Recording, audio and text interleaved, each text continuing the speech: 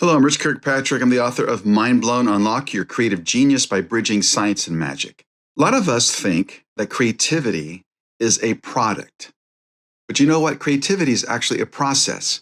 When we see the product of what we produce, it's simply a result of a process. But we focus so much on saying this is creative or that isn't creative. What makes it creative is the people who actually create the thing. So when I talk about creativity, I talk about it as a process. And what I mean by that is it has steps, it has iterations, it has detail, it has a plan. But you know what? Most of us don't even think of it that way. Most of us are creatives and we have a process. We just don't necessarily think about it while we're in the middle of it. It's kind of like looking over our shoulder after we've created the thing and saying, oh, this is how we got there.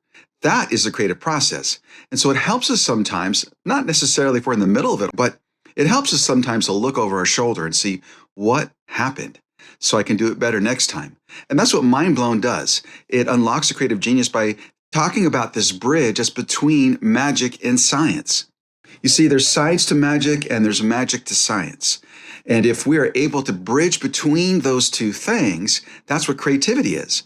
What is bridging, though? These are brain networks that are bridging. These are two opposing or different kinds of ways of thinking.